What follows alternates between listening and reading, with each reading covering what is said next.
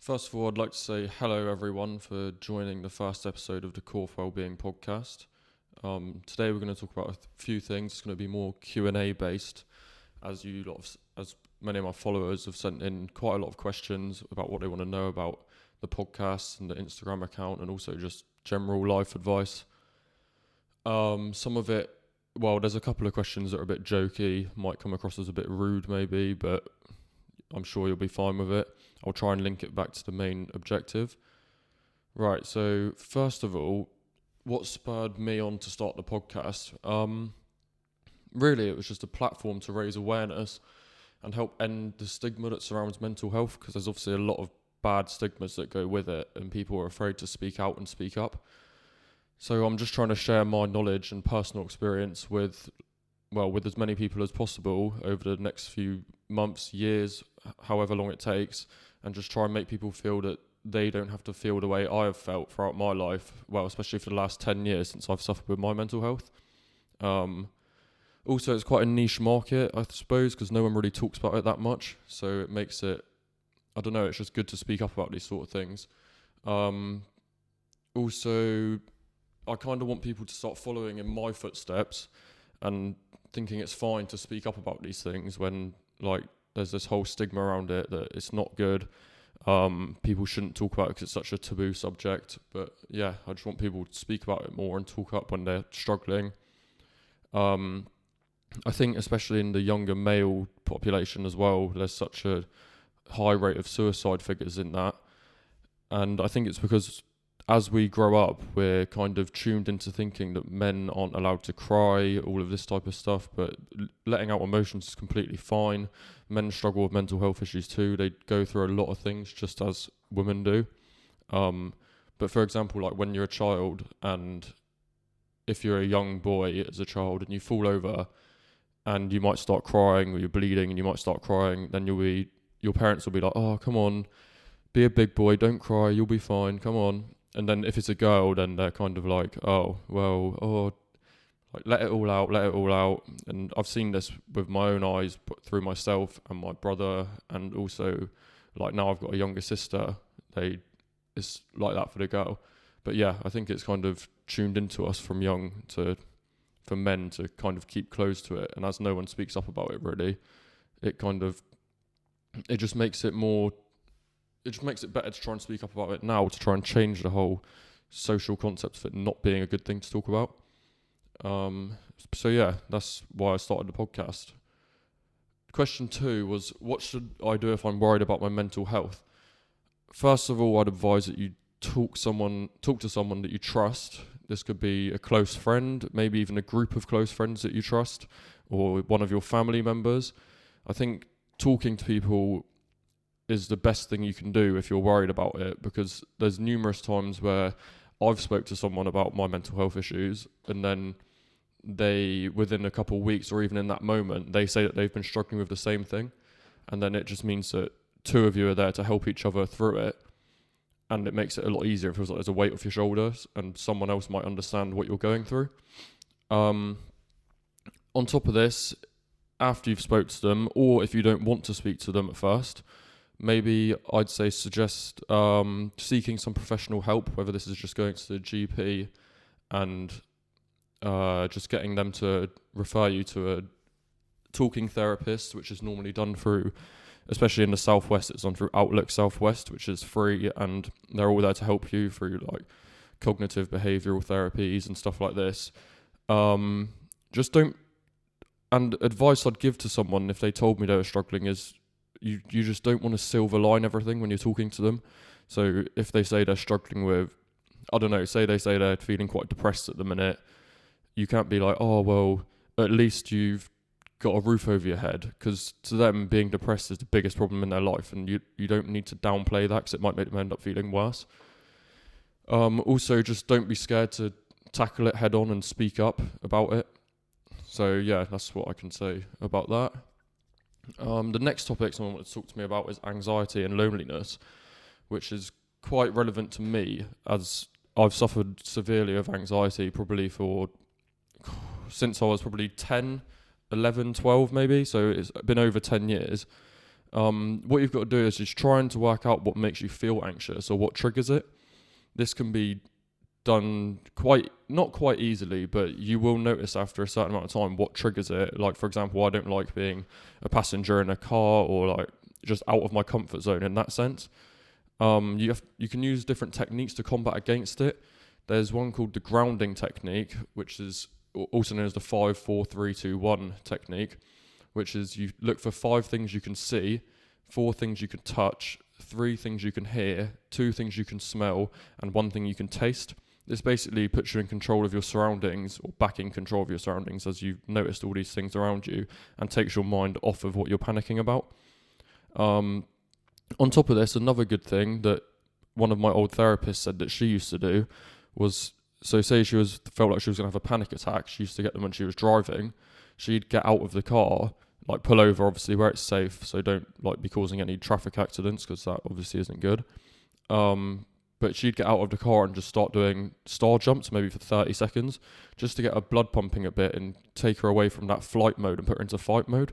So this is a good technique to use. Like, I've used it before. If I've felt a bit anxious about somewhere, I'd maybe run there or do something just to get my heart rate going, and it takes your mind off the anxiety.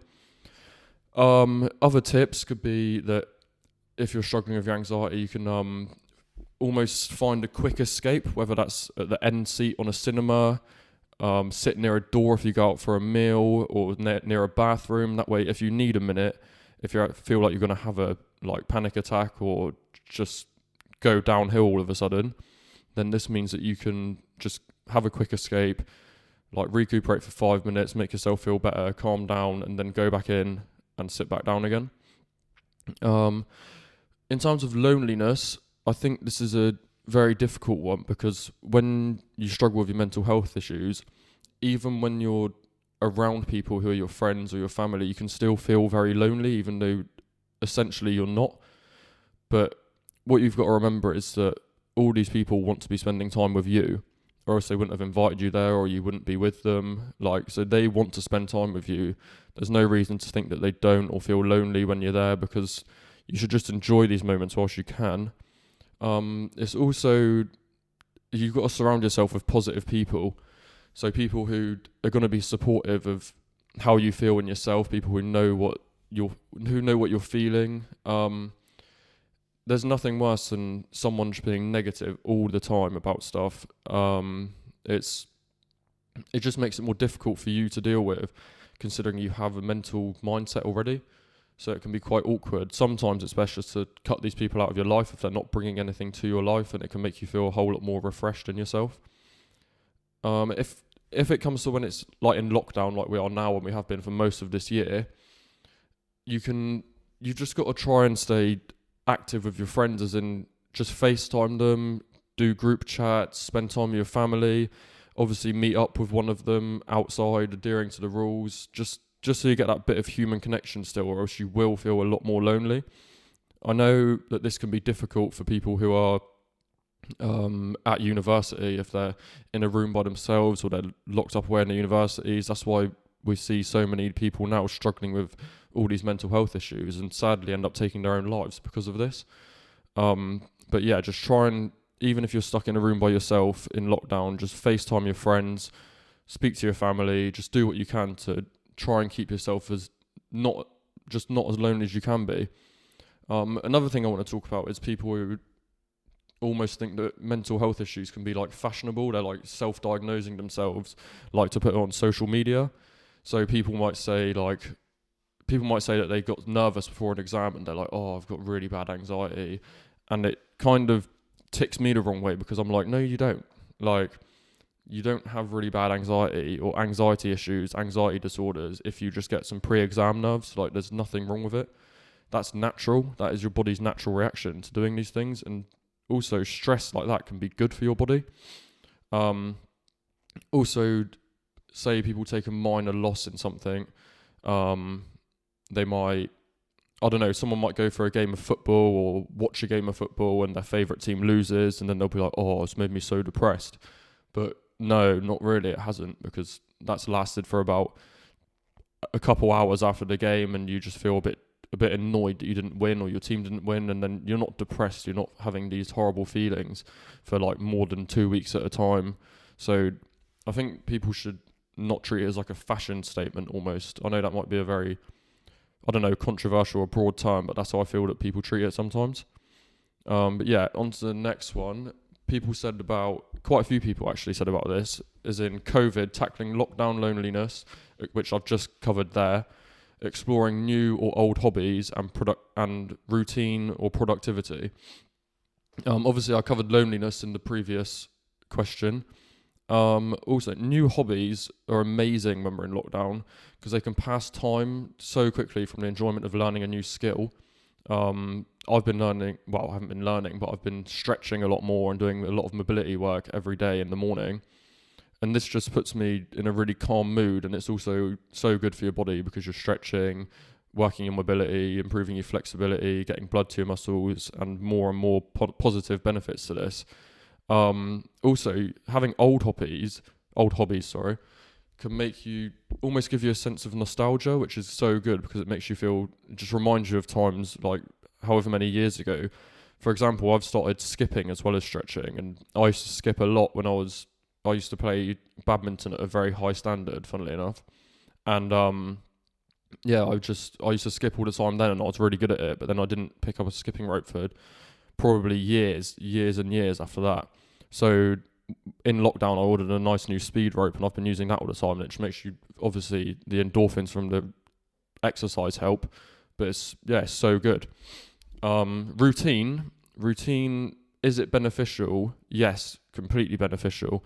It doesn't need to be super rigid and regimented. Like, you don't really need to be like 6 a.m. I'm getting up every day, 6:30 I'm having breakfast, 7 I'm doing this, 7:30 I'm doing that, and so on and so on. But you do need to have some form of routine, and you will feel the benefits in your mental health and probably your physical health, depending on what you put in it. It makes you feel good because you know what you set out to do in the day, and this can just put you in a positive mindset. Also, productivity, it can give you a head start post-lockdown, really. It can change your mindset about a lot of things by being productive and looking into different options. For example, I used to work an absolutely horrendous job, just labouring on a building site. I used to hate it. I knew it wasn't in any way what I wanted to do. And when lockdown came around, I thought at first, well, it's just going to be a few weeks off, and then I'll go back to my horrible job on the building site. But whilst I was in lockdown, I just thought, you know what, I'm just going to be spontaneous and just quit my job. And obviously, I couldn't go back really anyway because of the social distancing guidelines and my mum being high risk because of illness. I couldn't go back to that job as it was. So basically, I think lockdown is good if you are very productive, because now it's made me want to change my career path and do what I'm doing now as a career and build like a brand almost as to help people with mental health issues and also fitness, well-being in general, and just like helping people with life. The next question, this was asked a couple of times as well, is it possible to maintain muscle mass during lockdown? This is a tough one. Depends how long obviously you've been locked down for, or it depends on the equipment you've got, if you've got a gym at your house, or just if you've got any form of weights, anything like that. But you've got to keep your protein levels very high, probably about 2.2 grams per kilo of body weight. So this way your muscles won't break down and your protein levels are still high, so you can manage to maintain as much muscle as possible. Also, I'd say staying in a slight caloric surplus. So say the recommended daily allowance for a man is 2,500 calories. Maybe go 200 above that, so 2,700. That way you know that you're not going to be losing any weight, essentially. So therefore you can keep most of your muscle. Although it might be hard if you don't have any equipment because you can't work out like you normally would. There's the stimulus has changed on your body. But yeah. Hang on, where was I? So also you could track your calories and track your protein levels. So this way you could download an app like MyFitnessPal, which is really handy. And it's got a cool thing where you can scan the barcodes of the food you're eating, and then you can like see from this how much protein's in that meal, how much calories are in it, and you can have a gauge for your day and set your goals for the day at 2,700, for example. And let's say you wanted to intake 150 grams of protein or 180 grams of protein, you set your goals to that, and then it will tick it off as you're done. And you can save meals. So if you have meals quite like regularly, the same meals, then you can save them as that and just whack them in straight away, easy as that. Next question was best bodyweight exercises for gaining muscle to try and bulk with the gyms closed. This is a bit of a sticky one because bodyweight exercises, it's hard to progressively overload them unless you've got equipment. So, for example, you've got to make do with what you've got, obviously. If there's any local amenities in the area, for example, in Falmouth, near where I live, they've got an outdoor bit where there's loads of pull-up bars, dip bars, and just like little machines and stuff. So this is so beneficial because some people can only do, let's say, 6 pull-ups. So if you went somewhere like that and you were doing 4 sets of 6 pull-ups every day, then you're going up to 4 sets of 8 or 5 sets of 10, you're going to be building muscle as long as you're in a caloric surplus as well, because you're progressively overloading your muscles, so there's room for them to grow. I'd say suggesting just doing pull-ups, press-ups, squats, dips as much as possible. If you've got no equipment or no local amenities to use, then I'd just suggest doing different variants for these exercises. So you could do diamond press-ups, wide grip pull-ups. You can do a lot of things that are different variations. There'll be videos everywhere where you can see this. Also, you can add weight for excessive overload. So obviously, if you've got plates, then this could be very helpful, like weight plates. Also, let's say you don't have any equipment, you can do things as simple as getting a backpack and filling it with water bottles, books, anything that's got weight to them that you've got in your house that you can use to add weight to your exercises. This means that you'll be obviously pushing more weight or pulling more weight, squatting more weight. And yeah, so I think it will be hard to bulk up during lockdown, but you could definitely, it depends on your level of fitness. So yeah, easy exercises to do at home. This is a very generalized question because what's easy for me or someone else might not be easy for another person. So for example, if someone could easily do 10 press-ups, then someone else might not even be able to do 1 press-up. So it's got to be specific to that person. There's loads of different sources that you could use. YouTube home video workouts, where you could put no equipment as well in there, and there'll be like hundreds and hundreds and hundreds of videos you could watch.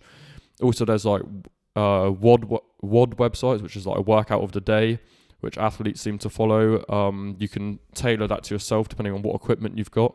This is very helpful, but obviously you need to see how fit you are first, or else you will batter yourself. How much exercise would you recommend doing each day? For me personally, I'd suggest that you do exercise every day, but it doesn't have to be strenuous every day. It could be just a 10-minute walk or 20 minutes of yoga. Just have an active rest day. This way you can still feel a bit energized, still get something done, and it just makes you feel a lot more productive in your day. And also it's so good for mental health. Just exercising is the best thing possible. Well, for me personally anyway. But also it depends on the individual in terms of if they've got any injuries. So say someone's got a severe shoulder impingement, then you won't want them to be doing loads of press-ups every day or anything like that. Or say they've got a sprained ankle, you're not going to be asking them to do jumping squats, etc. So it needs to be tailored to the individual with what they can do physically, and also if they've got anything holding them back from doing these exercises. But yeah, if you feel battered as well, don't force it. If you've done a really hard workout one day and then you're in bits the next day, don't bother doing another one, even if it's part of your plan, because it will make you feel better in the long run if you just miss a day and then do the workout the next day, or just carry on your program as you normally would, missing that one day, than if you did that next day, got injured, and then had to rest for 2, 3, 4 weeks because you injured yourself by overworking your muscles, and then that'll make you feel a lot worse because you missed a couple of weeks of training. This was a good question to the person who sent this in. Do you think there is a stigma leading to mental health issues around engaging with the gym? So I've decided to cover this from 2 points of view. So, first of all, if someone's new to working out, their anxiety levels about going to the gym for the first time will be probably very high. They'll be thinking about, oh, what if there's severe judgment, like if there's meatheads at the gym. And obviously at every gym you go to, there's going to be a couple of meatheads, or there's going to be a couple of people who are pushing severe amounts of weight, and you think they're going to be looking at you, laughing at you, and you'll probably feel a bit embarrassed or think that they are being judgmental. But once you start going to the gym and you get into the swing of things and you're not the new person, like, they don't even take notice of it anyway.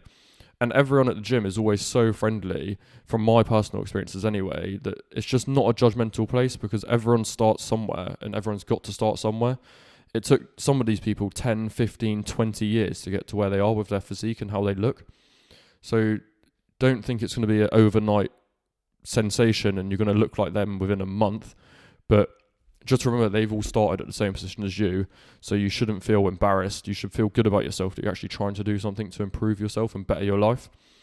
Also, people are afraid that the weight they're using for an exercise is way too low, and people will be laughing at them, or so then they'll try and up the weight, and their form will go completely off, and then they'll end up injuring themselves or dropping the weights or getting stuck underneath the bench press, and people will be like, that will be more embarrassing than if you're using a low weight, because people respect that you have to use a low weight to start off with and concentrate on your form. So yeah, that's the first point I want to talk about. And then the second point is the pressure to go to the gym because of social standards nowadays. And obviously social media plays a big part in this. So you could see someone on Instagram who's in very good shape and you think, oh, I wish I looked like that. And it can get to your mental health because you're constantly wishing that you weren't you and you wish you were someone else. Also, the pressure from external sources, such as, like, if you start at college and a lot of people you know there are working out and there's new girls there, you want to impress all the girls, so you're feeling pressured into going to the gym because of that. This can lead to mental health issues because you're doing it for an external force, and you shouldn't be doing that. You should be doing it for yourself. You should be intrinsically motivated, not extrinsically. Also, the adverse effects of going to the gym, so which are beneficial to mental health, is that it just completely changes your mindset. It makes you feel so good. It releases endorphins, so these are chemicals that make you feel good about yourself. So an hour after every workout, sometimes 2 hours, I feel amazing. I don't think about any of my problems, nothing. It just makes you feel like on top of the world. So in terms of this, I think for the first week, 2 weeks, where you don't quite feel comfortable at the gym, even though there is no one judging you, once that passes, the adverse effects of it being so good for your mental health completely outweigh the negative effects. So I suggest just go for it. You've got nothing to lose, and after a month, 2 months even, you'll start to think, why was I so anxious about this? Why was I so not willing to go to the gym before? And I think it can be a really positive thing for a lot of people who start exercising and completely change their life. The next question 10, was, can a healthy diet improve mental health? And the answer to this is yes, 100%. You feel better within yourself knowing that you've ate healthily. You look healthier. So for example, if I had loads of takeaways or something, or even just a takeaway one night, the next morning I might wake up and have a spot because of the grease in the food, anything like that. You might just feel a bit groggy. So you feel better, you look healthier. Also, it improves your focus by all the vitamins and stuff in a good diet. So you're more productive, you get more stuff done, you can concentrate better. Also, don't be too extreme with it. If you want to go for a meal out with your mates, and do it. It's not going to affect your mental health that much if you get one takeaway or you eat unhealthily for one meal in the week, or even 2 meals. You don't have to be super, super, super strict on it, because then you won't have any enjoyment in things like going out for food with your friends anymore, because you'll be so focused on, oh, I've got to eat healthily or else my mental health is going to decline rapidly. It's not going to. It also improves your sleep, which is wonderful for everything. Everyone loves to sleep, and if you have a good sleeping pattern, it just puts everything in tune in your body, and it's just so good for you. One resource I'd recommend for food that helps with mental health issues is a book that I've got called the Happy Food Book. Basically, it's got a lot of recipes and also just information on different micronutrients that can help you with mental health and what are proven to help support positive mental health and combat against depression, anxiety, and things like this. So that's definitely worth a read. I would 100% recommend getting it. Question 11, tips on staying in a healthy or positive mindset. Don't stop doing something you enjoy because one person thinks it's strange. So say, for example, just for a random example from my head, someone might think playing the violin is strange, but you really enjoy doing it.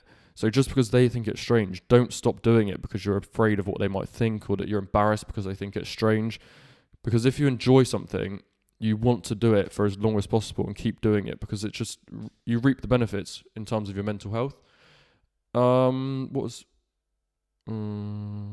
So also another thing is to write a journal every day, preferably, but even once a week.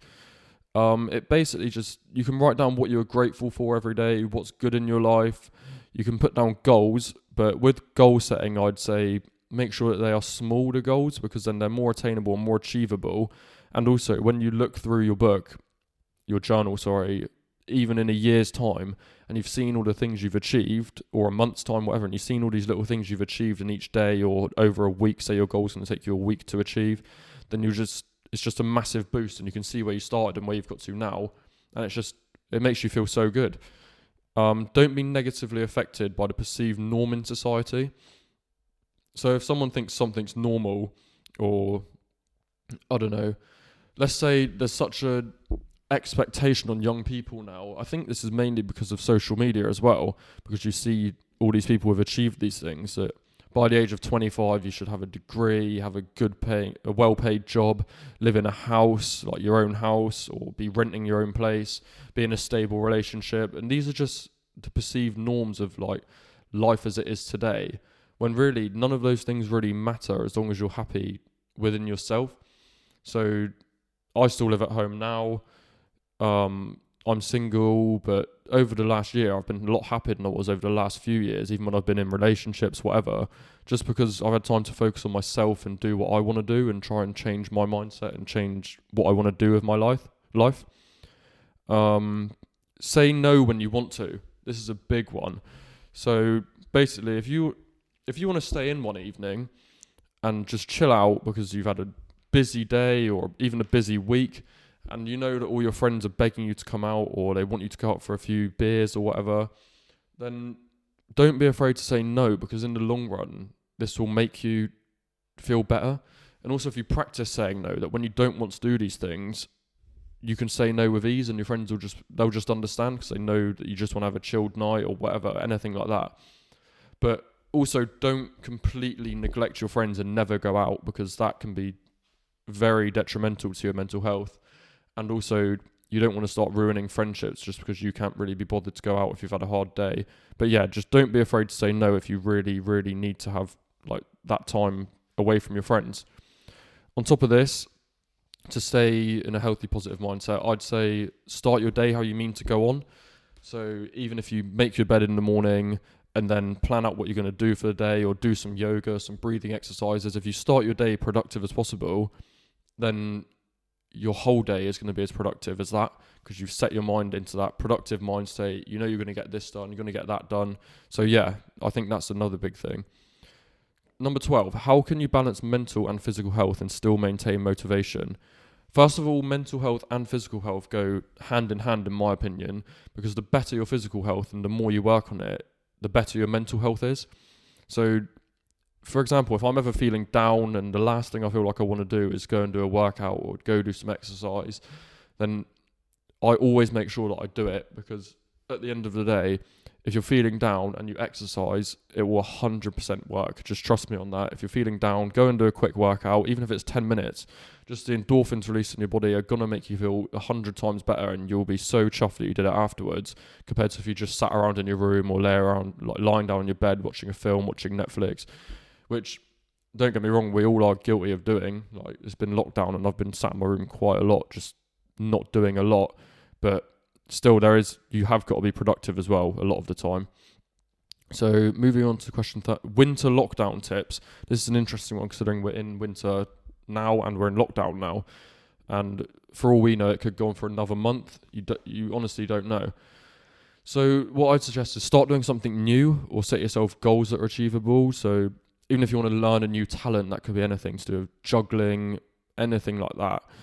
It's just a good thing to do to take your mind off all this negative energy that's going on in the world in terms of the pandemic, and just it keeps you grounded and keeps you settled in your mind by learning to do something. I think it's a really positive thing to do. Don't stress as the weather isn't as nice as the first lockdown. Obviously, where I live, we were blessed with the lockdown because it was such nice weather, and even though we had to stay in as such or just go for a walk by ourselves, just being in the sun, it just makes you feel so much better. Like I could go and sit outside in the garden, catch a tan as everyone loves doing, and just sit there and enjoy myself and listen to music, read a book, and all my family were there. My dog was there running around. It's just, obviously, it's a lot easier when the weather's nice. But that, I feel that way when there isn't a pandemic, because I love the summer. I love waking up in the morning, seeing that the sun's out, knowing I can go for a swim in the sea, knowing that I can just do whatever I want because it's weather dependent. A lot of things are. And in winter, I normally hate it because it's always raining. Like, it's just a bit dismal, and all the darkness makes me feel worse within myself. But don't stress if the weather isn't as nice, as obviously it won't be, because you can still achieve plenty from indoors. I've achieved most of my things this year from indoors, sat at my desk with my laptop, like starting this podcast, starting my Instagram page, just doing things so it is possible to still like almost enjoy winter lockdown or be productive in it without worrying too much. Right, so on to the next stage. This is some of the more lifestyle questions I got. So obviously some of these might be a little bit jokey, a little bit, I don't know, adult content, but we'll go with it and I'll try and link it back anyway. So one of the first questions I got asked was penis size. Does it matter? And I think that this completely comes from school days. So when you're in school, secondary school, there's always one kid in year 7. So when you're like 11 or 12, who's got a bit of a beard and he's got chest hair, and everyone's probably like a bit self-conscious around him because they know that he's completely hit puberty already. He's probably got a bigger knob than everyone else. But that's just how it is when you're growing up, especially in male culture, just how it is growing up, that people are always like, oh, just trying to make jokes about the size of someone's penis to put them down.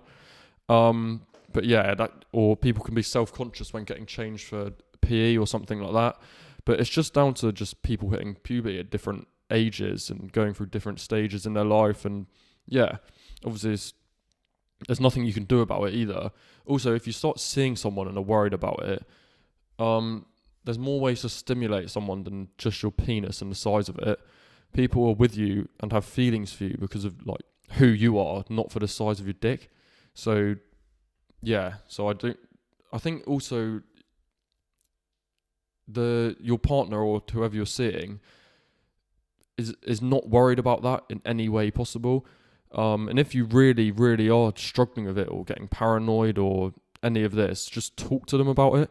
Like, because I'm sure that there's nothing wrong with you.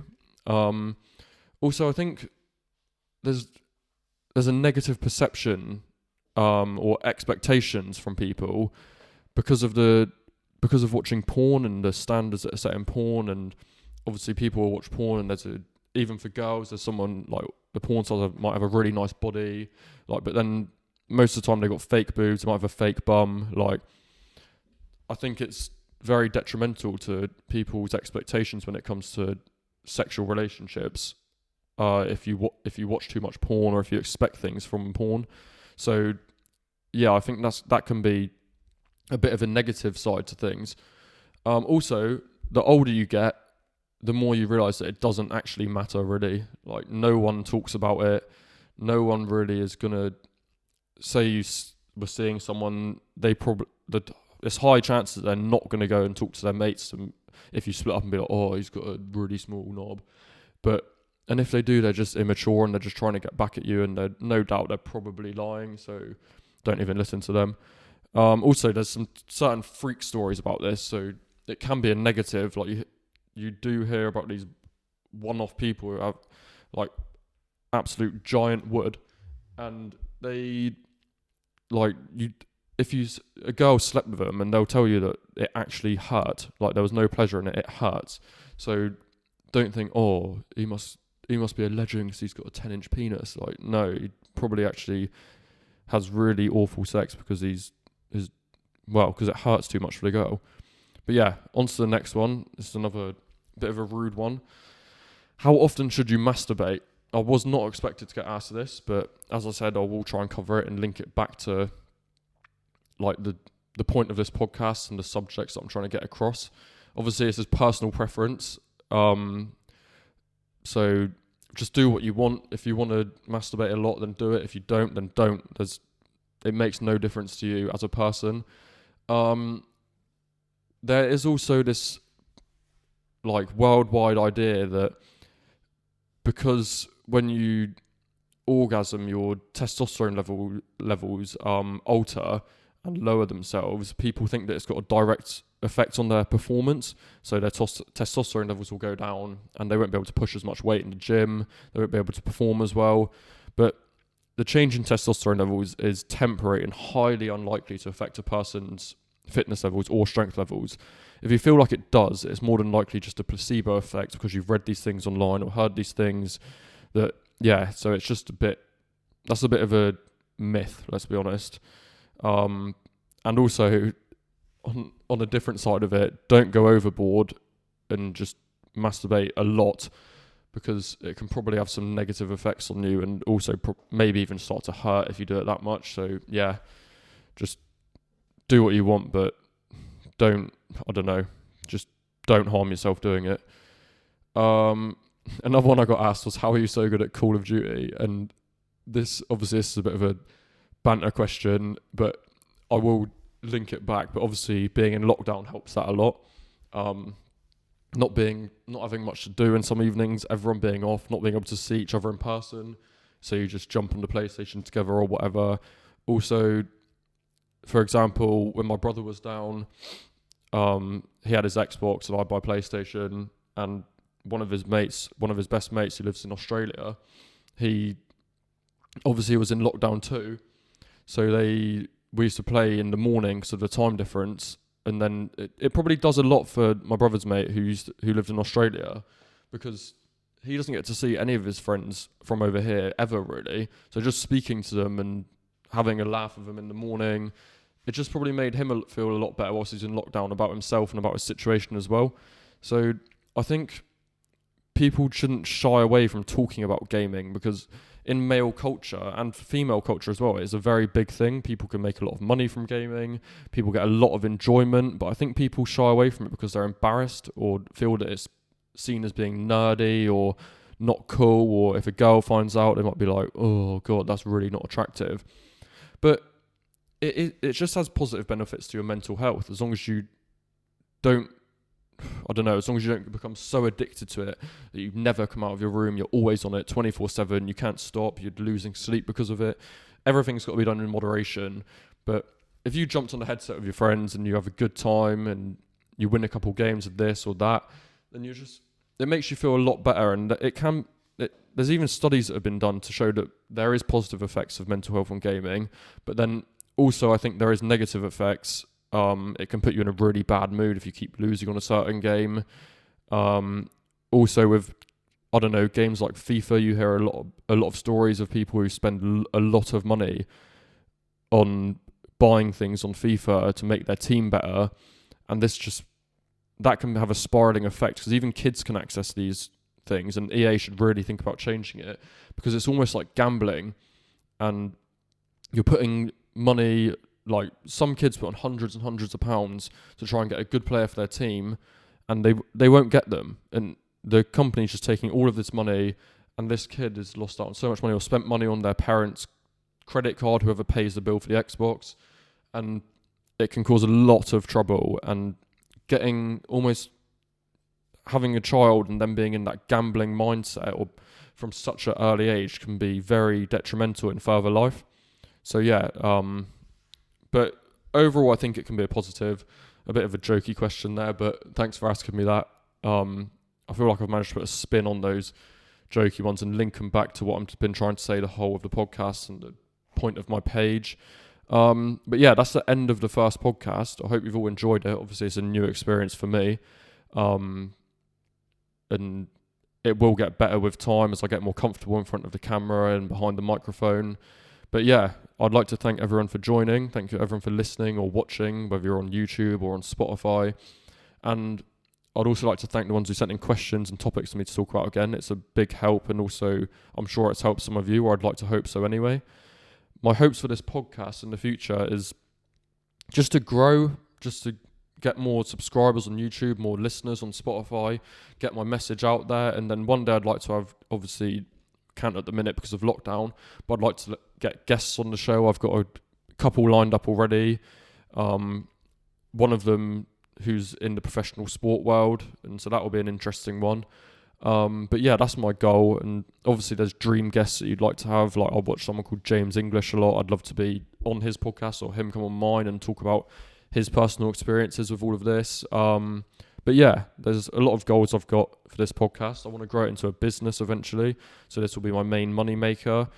But also as something I believe in strongly in, improving mental health, the profits, if I ever make profits off this, off my Instagram account, off the podcast, or whatever ventures I get from doing this, 10% of whatever I earn in profits will be donated to the mental health charity, just to keep research going, keep providing services for people who are struggling, and just improve the world as much as I can. Also, yeah, well, that's all really. Obviously, if you're watching it on YouTube, like the video and subscribe to the channel. Share it as much as you can, everyone. Listen to it on Spotify. Just tell a friend to tell a friend. Just keep it rolling, and hopefully we'll get some more views and more listeners and just help more people. So yeah, thank you very much for joining. I hope you enjoyed it, and I'll be back soon with another one. Thank you.